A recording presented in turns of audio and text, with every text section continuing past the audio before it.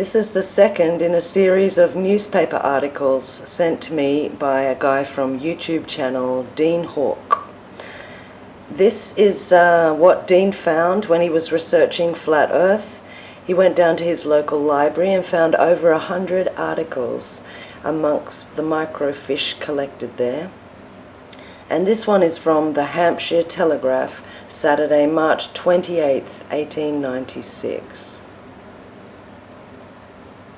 Flat Earth Lecture. Noisy scene at Landport. Mr. Ebenezer Breach will be remembered, no doubt, as having delivered some Flat Earth lectures in Portsmouth some time ago. The riot which followed the last one rather put a damper on Mr. Breach, but that gentleman, feeling that the truth must prevail, on Thursday evening mounted the platform again and delivered his fourth lecture at the Albert Hall to a demonstrative audience. Mr. Breach, who appeared on the bills as E.B., writer, poet and author with royal patronage, God Save the Queen, dealt with several subjects, among them being the Earth, Sun, Moon, eclipses, Dr. Nansen at the North Pole, and the measurement of the Sun. When the audience arrived at the hall, they found it already decorated with the apparatus for the lecture, the diagrams and models. Mr. Breach's handiwork was prominent. On one side was a piece of calico, on which was painted in large letters the words, "Know thyself. I am wonderfully and fearfully made." Two maps of the world that looked like bicycle wheels after a collision were there. It afterwards transpired that a shepherd had drawn them. At the back were 3 portraits of noted astronomers. Over these was a long strip of canvas covered with scraps which represented the heavens with halfpenny and penny stars, blood orange planets, and 2 circular saw-like pictures for the sun. But the most wonderful of all were the models. The chief of these was the North Pole, which Mr. Breach had rescued at the last lecture. The only one saved from the wreck. It had I wonder what happened there. It had a new knob on the top, and the Arctic ice, soda, was replaced by wadding, which represented the eternal snows. Round this was a sea of brown paper. A model of the ecliptic Upharsin, made of wooden hoops, was also displayed, while the Union Jack waved over all. The start. Tremendous applause. At 7:30 there was loud applause, and Mr. Breach put his head out of the back door to see what sort of house there was. While the applause grew louder, a man who said he was Bolt of Southsea went round and sold flat earth tracts and argued. At last Mr. Breach emerged with Mr. Turle, the chairman. He was greeted with tremendous applause. By this time the audience, which included several town councillors and a policeman, was pretty numerous. Mr. Breach started by reading scripture and an astronomer's prayer. This over, he went on to speak of the untrue and the true in astronomy. At first the applause was so persistent and deafening that he could not be heard, and the next thing that happened was the advent of a frightful smell. A dastardly outrage. Suddenly, while half the audience were convulsed with laughter, a most offensive odour arose from some chemical substance scattered about the floor in the centre of the hall. This caused a remarkably quick migration, and as it spread, the audience scattered until the disorder was very great indeed. Meanwhile, Mr. Breach had been speaking. He said some people said the Earth was a wandering star and a burning planet. It was not. It wasn't a heavenly body. Loud applause. He directed their attention to one of the planets, which immediately fell off the screen, at which the audience roared. The fearful smell continued, and some of the people went out. Mr. Breach appealed for order, saying they had no idea of the pains required to get up the lecture. Hear, hear. A call for the constable. Then he said the Earth didn't go on the sun's orbit, and someone quiet cried, "Rats!" and blew a deviline, at which Mr. Breach called upon the constable to "Come here!" Loud applause. No orbit, said Mr. Breach, could be necessary for a fixed Earth, and there was a tremendous burst of applause. This was repeated when he said there was no necessity for gravitation, and anything unnecessary did not exist.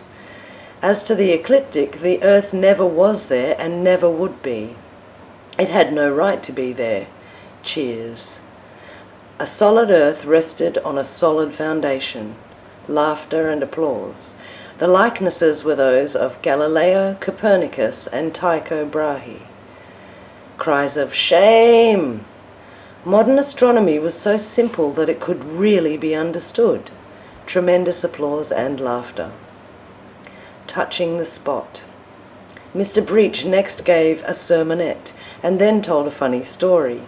The disorder got worse and the policeman looked uncomfortable.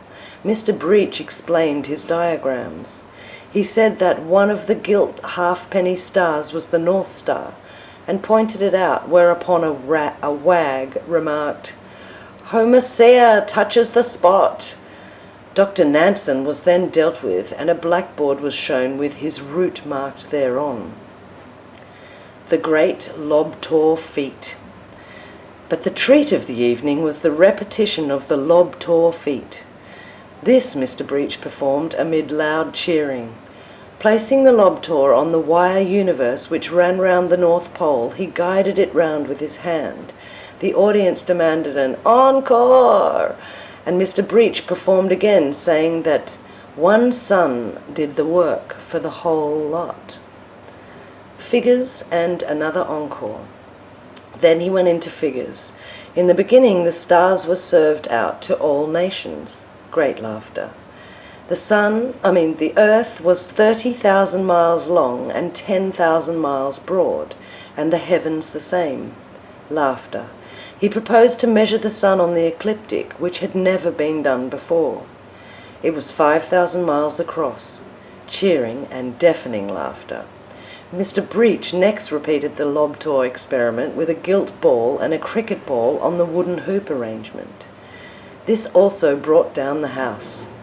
Once the best ball fell out off the universe, but one of the audience recovered it.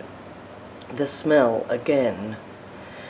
Then the fiendish smell came on again. Someone suggested that bad eggs had been smashed. Mr. H. Palin looked under a chair and found a capsule, which he handed to Mr. Breach. Mr. Breach gave his views with regard to eclipses and said that 200 years ago, nature shuddered at one, and birds dropped dead. A voice, "Author?" Laughter and applause. At the last eclipse he saw streaks of sunlight on the moon. Cheers. All the heavenly bodies eclipsed each other, more or less. More lecture and singing. Then Mr. Breach described the creation again and said that the ocean was a standing monument to the flood. Shouts and applause. He prophesied that the earth would not last more than about 10 years more. Cheers. And that the audience would come to judgment for their actions that evening. More cheers. The audience sang "Up in a Balloon," cheered again, and sang "For he's a jolly good fellow." Mr. Breach protested against the uproar and said that retribution would fall on the offenders. He would sooner be in his shoes than theirs. Applause. A vote of thanks. The end. This concluded the lecture, and Mr. Breach sat down, at which there was great cheering and cries of "Encore!" Tremendous cheers greeted Mr. Palin when he got onto the platform and asked some questions. The reply was drowned in "For he's a jolly good fellow," and then Kentish fire. Mr. Breach wanted the audience to sing "God Save the Queen" and go, but Mr. Palin proposed a vote of thanks to him for his lucid, cheers, clear, cheers, and elaborate exposition. Cheers. He hoped there would be another Flat Earth lecture. Mr. J. Bishop seconded. Mr. Breach replied and said it would take another 2 years before he gave another lecture. Shame! Most of the audience then went out. Some stayed behind, however, and Mr. Breach threatened to give them in charge of the police if they touched his models. The policeman pulled up the North Pole, and Mr. Breach, grabbing it hurriedly, made his exit by the back way, leaving the policeman to protect the diagrams. Very funny stuff. So you can see there were